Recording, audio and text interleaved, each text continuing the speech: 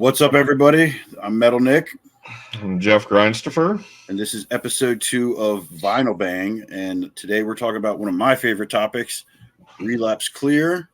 And this is going to be a very fun episode.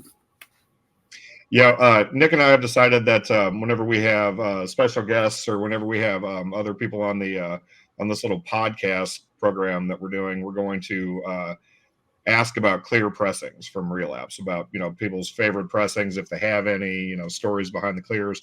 Just because it's like a collector's thing, it's like for real vinyl enthusiasts, it's like getting clear records is a challenge, to either get one from a band or get one from somebody that works at Relapse, and just it's a fun insider thing that not everybody would be into. So hell yeah, man. Well, I'll start the thing off here. Let's get this one going. My first one, I'm gonna go actually I'll go in order, but how these were released. But Baroness Red album, I love this record a lot. This is how I discovered this band. I went and saw them in DC many years ago, and they performed practically this entire album in a small little corner. But this is a great record. I love this album. I love this band a lot. This was a fun one. A couple years later, they released the Blue record and scored this one from my man Mike Giuliano over at Relapse. And yeah, this is a great album, actually. A lot different sound than the Red one, but a good one. Very cool stuff. A Horse Called Goliath. That was a fun video. And then the last one they did on Relapse, which is Yellow and Green, scored this one on clear as well. This is a very unique album. Two different colors and two albums in one. And it was a cool touring cycle. And this was unfortunately when they got into that bus accident out in Europe, but paused them for a little bit there. But yeah, I love this record a lot. I know a lot of people were indifferent about it, but that was a fun one for me. I love that band a lot. They were cool as shit to me every time I'd seen them live. And I was very lucky to score their stuff on clear, because that was not cheap. For sure. Yeah, I discovered Baroness with the Blue album. I believe it was that was the album that they were touring with Mastodon when Mastodon was doing the Crack the Sky tour cycle. I believe Baroness was touring on the Blue album, and I was just blown away. It was like I saw that tour two or three times, I think, and Baroness seemed like they stole the show every night. They were so good. I saw that show on 420 in Baltimore, and it was with Between the Buried and Me was the opener. Actually, no. Oh man, I can't remember what they're called. They're from Richmond, this band. They were actually the opener, but that was the night I met Loopy, and we became friends there. That show. Yeah, shout out to Loopy. If you know who that guy is, he's a great dude. But yeah, Baroness was definitely a very fun live band for sure. For sure, great guys and girl now. Yeah, so yes, for sure. a great collection of musicians for sure. Yeah, Gina rocks hard, man. It does rock. All right, so I'll go up next. My first contribution to this is the Agoraphobic Nosebleed Converge split, the Poacher Diaries. This was acquired from a representative at Relapse. I'm not going to name names. We won't name friendship connections or whatever. But this is definitely one of my most highly sought after clears. I got a test press of this split from Scott Hull back in 2013, whenever Pig Destroyer did a weekend of shows whenever they played in St. Louis and Chicago. My wife and I picked the band up in its entirety from the airport, and I drove them from St. Louis to Chicago, which was just spending the entire weekend with Pig Destroyer was awesome. But as payment, since I wouldn't accept money from them, Scott brought me a bunch of records, and one of the payment records was the test press, which is, just incredible to have that. I'm very jealous of that, by the way. Next up in my collection is Car Bomb Centralia. This is of course, the album that got me into Car Bomb back before. I think this was back before even Facebook. Like this was back in the MySpace days. Whenever I was getting into car bombs, somebody on the Lamb of God message board that Nick and I where Nick and I first started talking years and years and years ago, had introduced me to car bomb, and I've been a fan of Centralia ever since. I mean, that was just one of the key albums that got me into the technical math, core or whatever. And a few years ago, Relapse had this package deal where you could order, I think it was 5 or 7 12 inches for $40 or something, and they just sent you records at random. And this was, I mean, I got this just on a random bundle that Relapse. I mean, I was like, oh my god, this thing is like a relic. This thing is like a very highly sought after record. So very lucky to have that, and this is definitely two of my top possessions is Agoraphobic Nosebleed, Converge, and Car Bomb. Dude, that deal where you bought random records out of Relapse and they sent you the clear of that Car Bomb, that's like pulling a Patrick Mahomes autograph out of a pack of cards, man. That's insane. Yeah, I couldn't believe when you showed me you got that. I was like, dude. I have a lot of friends that told me about that band, and they were like, it's in vein of Dillinger, but way more proggy. And like, I checked it out, and I just was like, holy shit, this is real. And for years I didn't see them. They played with Gorgira, and I was waiting for somebody to show up with a ticket for me, and they played this venue in Virginia called Jack's, and I waited outside, and I heard them playing from inside, and they all came walking outside, and I remember talking to the I guess his name is the bass player. It's not John. John's the singer, I believe. But I talked to a couple people from that band, and I was so bummed. And they handed me like a download card. But years later, I did a few shows with Dying Fetus, and they played with him in Brooklyn at St. Vitus. And I linked up with that dude again, and he was very cool. He sent me a pack of stickers at one point. But Car Bomb is amazing. That just you getting that clear, and that's how you. I guess that wasn't how you discovered them, but like just getting that was like, man, what an amazing find right there. Oh, I was floored whenever I opened the package and saw Car Bomb. I'm like, shut the fuck up, really, dude? Like this is incredible. No, for sure. I was. You showed me that. I was like, damn, man, I was jealous for sure.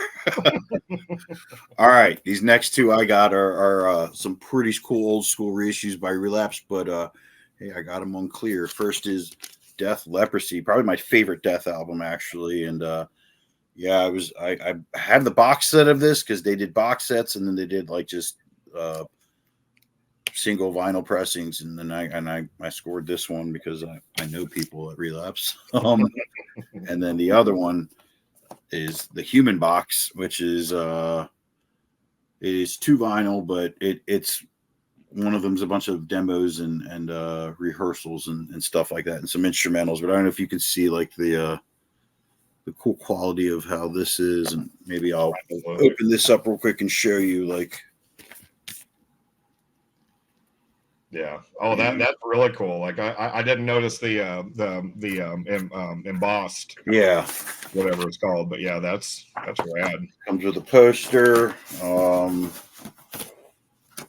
This is the other vinyl, the demos and oh wow, oh that's rad. I've never seen that. Yeah. Yeah, that's fucking awesome. And are those limited to 100 as well? Yeah, for sure. For sure. Wow. Ooh. This is us not bluffing. We do actually own clear vinyl. Yeah, we should do that too. Like just randomly like here, proving that's clear. Yeah.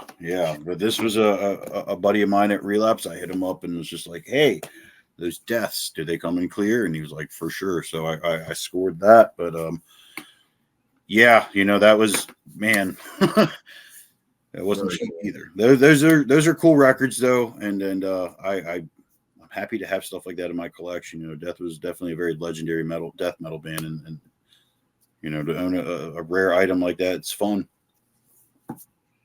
Absolutely, yeah. And that demos jacket, like the sleeve for that was like, holy shit! I've never seen that. It's pretty badass. Pretty awesome. They do some cool shit there at Relapse. Those reissues have been very fucking awesome.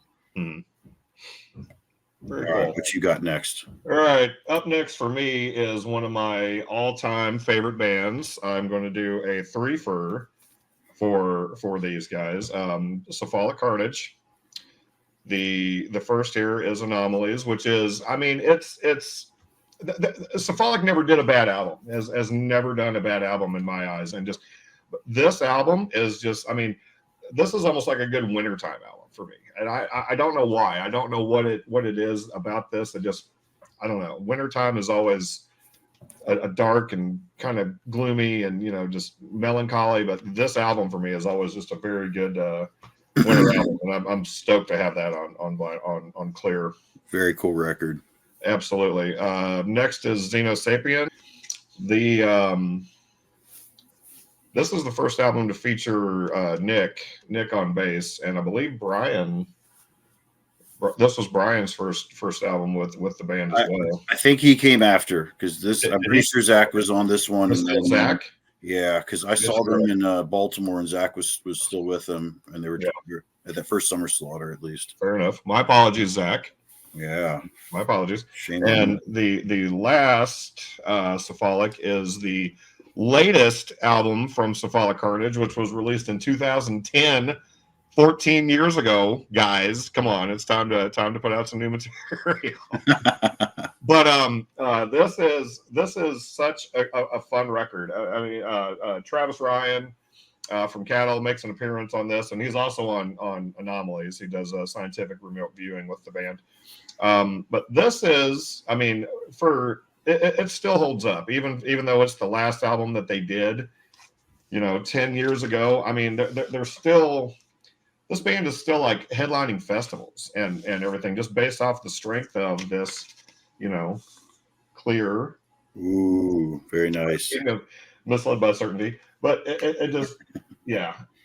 The amount of attention that this band still gets 14 years after their latest album came out is just astounding. I mean, they're a great live band, and they're absolutely one of my favorite live bands. The guys are great. I love those guys. Steve Goldberg and I are close friends. We keep in touch all the time. Shout out Steve. Shout out to Steve. Yeah, Steve is an amazing human being. I love that dude to death. He's from Denver, so he's a Broncos fan. I'm a Raiders fan, so we give it to each other quite a bit. And he sent me a care package one day, and when I opened it up, there was this Denver Wins article in the front, and I was like, "Did this man do this on purpose?" When I hit him up, he was like, "Oh, that was absolutely done on purpose."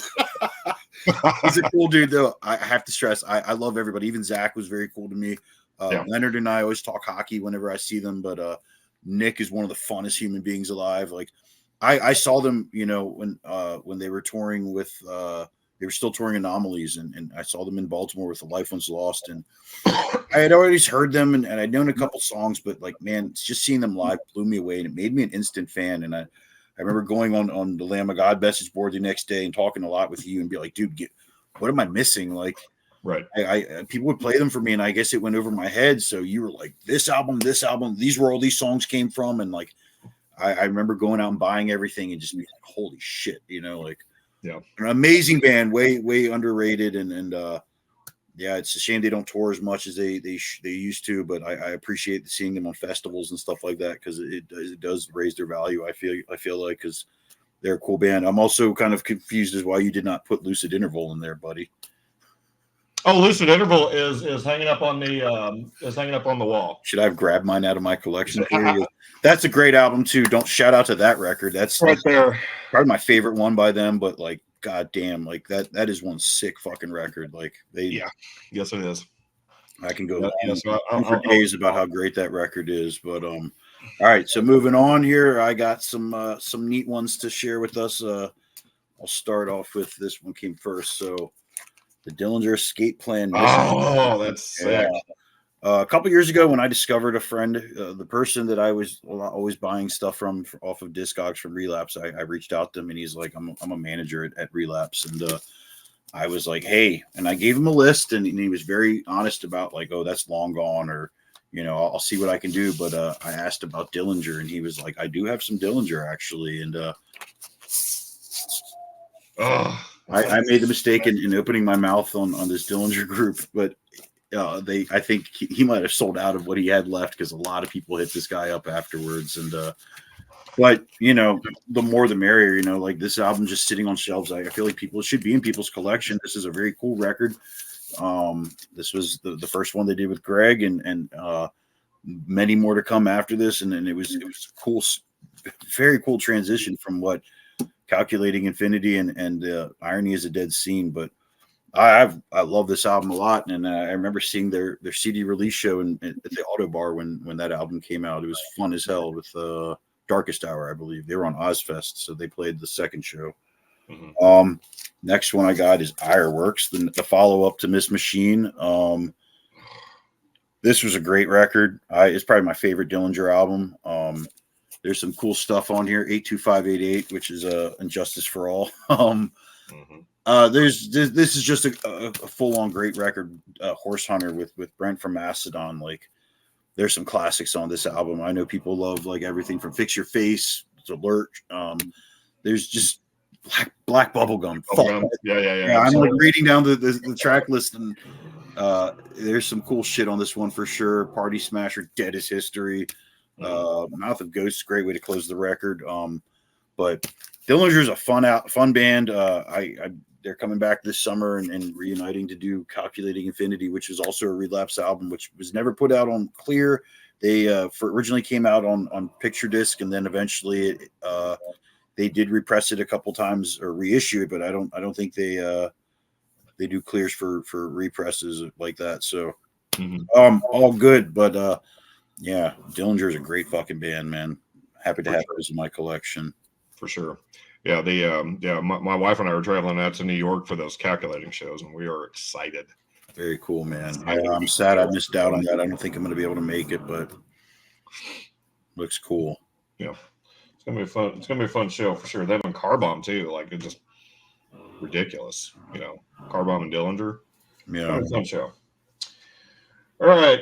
So up next is this is actually the first clear pressing of a vinyl that I ever got. This was my very first clear album. This was given to me by Jason Netherton back. It wasn't too long after Heirs to Thievery came out. I hit up Jason. I'd seen Index multiple times at this point, and I was on the Misery Index message board, and I hit up Jason and asked if he had any records that he would be willing to part with, and one of them was the clear pressing of Heirs to Thievery. So this is the first clear record I ever owned. Nice. Yeah. Up next is Kill the Client, Set for Extinction. This is the final album from Kill the Client. They did a split, I want to say, after this, but this was the final full length from Kill the Client. There's a split they did with Agoraphobic Nosebleed. Was that that was after this. I don't know I don't remember what came first, but I do own a couple copies. I don't think I own it on clear. I'm pretty sure you do. The Agoraphobic split? Yeah. When I went to Scott's house that one time, I asked him if he had it, and he said, "What you see on the shelf is what I got." And he didn't. I didn't see it anywhere, and I didn't want to press him for anything. But yeah, I do remember that being a Relapse release. Yeah, I've got the clear pressing for that as well. It's in a box. I'm not digging out the box. Maybe that'll be another episode. Maybe we'll do 7-inch clears or something. But as far as final albums, like Kill the Client, I got to see them at Maryland Death Fest in 2009, which is still the greatest lineup for Death Fest that they've ever had, as far as I'm concerned. Every band was a headliner. Oh yeah. Yeah, that entire show was just ridiculous. Yeah, I don't think I ever I seen them live once. I missed them at that Death Fest, but I did see them in a few years later. They played Soundstage Death Fest. All right, so here we go. These next three are jewels, gems, whatever you want to call them. Definitely one I got hooked up by this. This is Mastodon Readmission. A friend of mine I met on a Mastodon page on Facebook out in, I think he's in Vancouver or Calgary, but he's got this giant, he runs a Mastodon blog about like all the pressings of everything, and he had a spare copy of this. He sold it to me. He told me the cover wasn't in the best condition. I said, as long as the records are cool. But I scored this, and man, what a great record. I love that. I saw them at 930 Club in 2003, I think, with Clutch, maybe 2002. And yeah, that might have been 03, but it was awesome. And then I met Braun that night. And next one I got a follow up to that, Leviathan on clear. Man, Also probably like I remember in 04 when this came out, like Lamb of God had just put out Ashes of the Wake, and metal was just on a roll that year. I remember, and it's in a clear, a nice one of these things that you gave me, Jeff, for Christmas many years ago. I preserve all my good vinyl that way. right. But yeah, Leviathan, very fucking classic album of the early 2000s, and certainly a good seller for Relapse, I believe. Like they've repressed this album like I think over 30 times now. Oh, at least, yeah. There's so I'm many. probably wrong about that. I don't quote me. I'm sorry. The next one I got is Blood Mountain by by Mastodon. It was put out by Reprise Records, but Relapse put out the vinyl, and yeah, this was one that I absolutely like. I love this record. It was sounded definitely changed up a little bit, but this was a cool one. Some fun ones. Josh Homme from Queens of the Stone Age is on this record. So it was Cedric from Mars Volta. Quite a few people are on this record, but man, Mastodon was on a roll in the 2000s. Man, they put out some great fucking albums, and I love those three. Very important pieces of my vinyl collection, actually, are those three records right there. For sure, for sure. Yeah, I'm jealous of those, man. Those clears are. Thank you. Those are rad. Those are rad. Yeah. The tour that you mentioned where they opened up for Clutch, that was 2001, I think, or early 2002, because I saw the same tour where it was Dysrhythmia. Maybe Mastodon opened up for Clutch, or maybe it was a different leg. So the only reason I think it was 03 is a buddy of mine was going to school in Tennessee who originally he was like the second drummer of the Tony Danza Tap Dance Extravaganza. So I used to call him a lot and just chat with him. And one day I called him and somebody answered his phone and he was like, "Is this Metal Nick?" And I was like, "Who is this?" And he was like, "It's Braun." And little did I know it was Braun Daler from Mastodon, but like my buddy Jimmy had gone to see Mastodon. They were playing at Jerry's Subs and Pizza in Tennessee. He said it was a very small room, but he was sitting there talking to Braun. And when I called him, he was like, "Here, answer the phone and talk to my boy. His name is Metal Nick." And Braun. So a few months later, they had played 930 Club with Clutch. Maybe Dysrhythmia was there, and my buddy told me we saw Scott Hall walking around. That was the first time we'd seen him before we got to know who Scott was. But I remember walking into the club that night and seeing Braun, and I started talking to him, and he remembered that conversation, and he always remembered me after that. It was kind of cool, but yeah, I believe that was 03 because I think my friend was in school in 03 at that point, and a year later he came back and he joined All Else Failed. So my buddy Jimmy, who's drumming out for Danza at the time, that is. But yeah, that was a cool one. All right. These next ones I'm excited about, Jeff. Go ahead. What you got? All right. Up next for me is the final album from Murder Construct, Results. This, I believe, was given to me either by Travis or Leon. I can't remember exactly who gave me this copy. This is, I miss this band a lot. I miss Murder Construct. This project was really cool. I mean, just like as far as super groups go, and as far as just a collection of friends of mine, it was a really, really, really cool project. Yeah, I miss Murder Construct, and just doing the random showing of the record. That is actually the clear pressing. Shout out Leon, shout out Danny, shout out Travis. I don't know the other. Shout out everybody in that band, dude. Yeah, what a fucking lineup, right? For sure. My name's in the liner notes somewhere here. I know you can't see it, but this was one of the Grindstoffer. one of my shining moments. It was like the liner notes are like I'm either listed directly before or after the guys in Cephalic Carnage, and it was really, really cool seeing my name in the liner notes for this final Murder Construct album. Dude, that is such a cool project. I love that band, and I think that's actually the only one that I have on clear. I don't have the Results at all, but that's a cool record too. Absolutely. No, I'm sorry. The first one. I'm sorry. That is Results. What's the first one called? The self-titled. Self-titled, yeah. Self-titled EP, and I've got that autographed, also in a frame right next to my Lucid Interval that I fucking forgot all about even mentioning earlier. But yeah, got that from the release show in Los Angeles in 2010, signed by the band, and yeah, another cool clear that's not in a shelf. It's put up in a frame. Up next is the debut Relapse album from Primitive Man, Scorn. This was given to me by Ethan Lee McCarthy from Primitive Man. He sent me a package of like a shirt and records and just all kinds of shit. Ethan is the best. I've been friends with Ethan for a long time, ever since his early days and Clinging to the Trees of a Forest Fire and Death of Self, and really kept up with all of his projects over the years. And that's one of my favorite records right there. The first Primitive Man record. Love it. Doom at its finest. Yeah. I know a lot of people are big fans of Primitive Man. I got a buddy that's got a huge collection of that band. So cool stuff there. All right, my last two here. I'm gonna try to blaze through these real quick, but first one I got is Necrophagist, Onset of Putrefaction.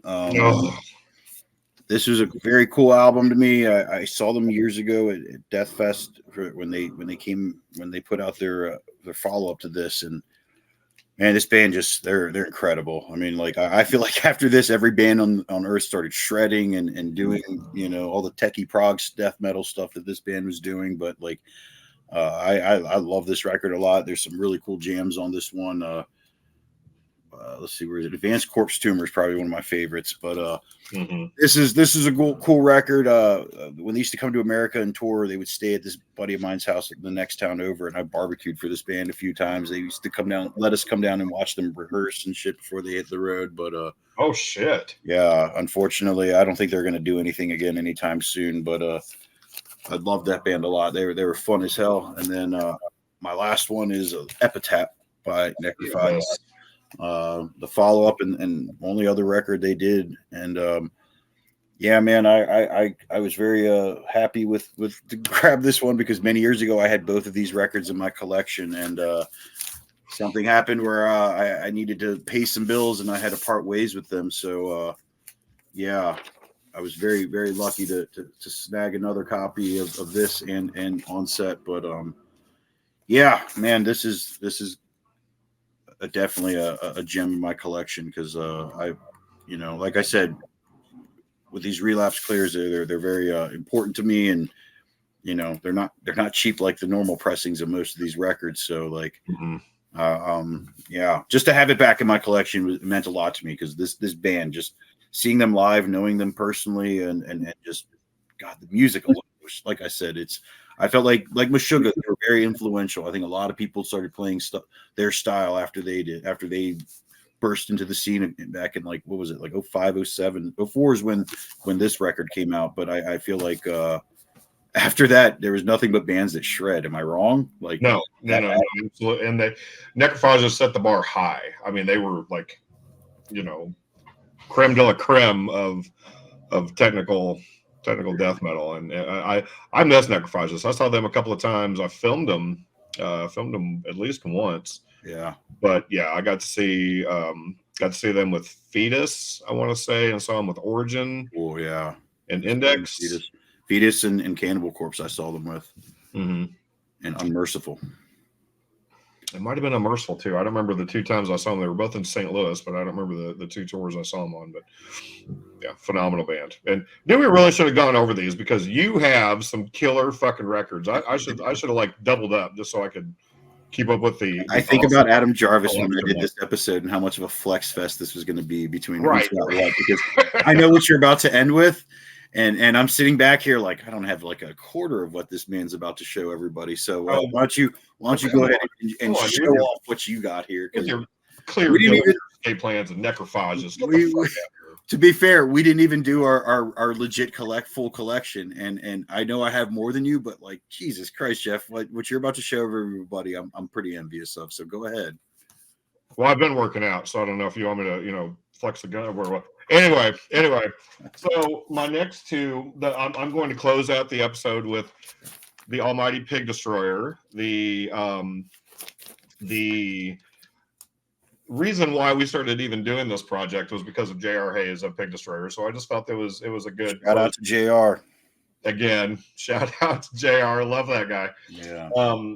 I figured a good way to close out this second episode would be to talk about the original, the OG 2000, early 2000 pressing of the original Prowler in the Yard, and the reissue, which is, I mean, you tell subtle little differences in the the way that the band's name is written on the reissue and the original. Just the difference in the band names on both pressings and the back, and just sort of little differences. And like the reissue has the unreleased, untitled track that was remastered for the reissue. So that is a pioneer. That's like a staple in grindcore albums. I mean, just anybody that wants to start getting into grind, that is definitely an album to start with. For sure. And you and I both, we saw them perform this live in Philadelphia last year. Oh, 2021, I think. 21. Yeah, 21. Whenever they performed Prowler in its entirety, which was amazing. It was just incredible. Next up for Pig Destroyer is my absolute favorite Pig Destroyer album. This is the Phantom Limb album. I've actually gotten into not like arguments with people, but pretty heated discussions about why this album is my favorite Pig Destroyer album. It's the Machete Twins, and Girl in the Slayer Jacket. Just those two songs are, I don't know, I don't know why, but those two songs for me, they mean a lot. And like Rotten Yellow and Loathsome, and it's such a good record. Such a good record.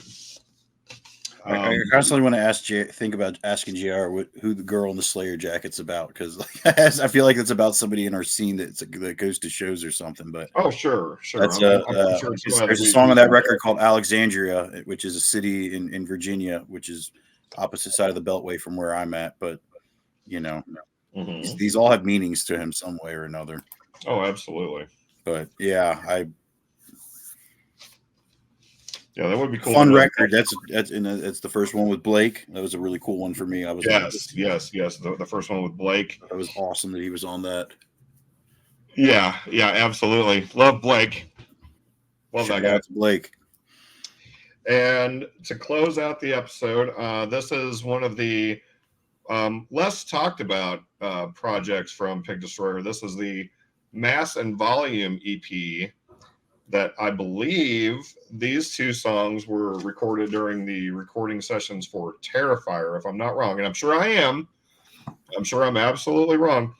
But this is not very well talked about. It's very underrated as far as the Pig Destroyer collection. It's different from anything that they've done. The songs are doomier and sludgier, and just it's a different sound for Pig Destroyer collectively, and it definitely does not get the appreciation it deserves. That's pretty much all I have to say about that. Yeah, awesome. No, I know what you mean. They experiment a little sometimes with the noise stuff and the doom stuff, which I think it for the grindcore fans, they kind of get a little like, oh, come on, this isn't the sound that I'm used to. Right. Which I always say, fuck that. Let bands like try something different. One of my favorite things Cephalic Carnage did was Halls of Amonte. I mean, that doesn't sound anything like the rest of the stuff that they do. That's a very cool project, and that's something that I really hope one day will come out on vinyl. So, but yeah, I feel you on that. Like people are open to just feel however they want to feel about these records. That's fine, but bands are going to still be selling these records regardless of one fan's opinion, Sure. Well, that about does it for episode 2. Fumbling my words there. thank you, everybody who watched this episode. We really appreciate you tuning in. Thank you, Jeff, for taking the time to do this again.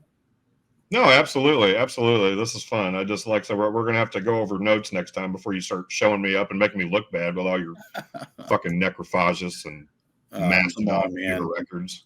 Come on, you've got some epic stuff yourself there. You know that there's test presses that we'll talk about someday. But but yeah, thank you again to everybody for watching, and can't wait for the next episode. Thank you again. Yep. See you guys. Thanks.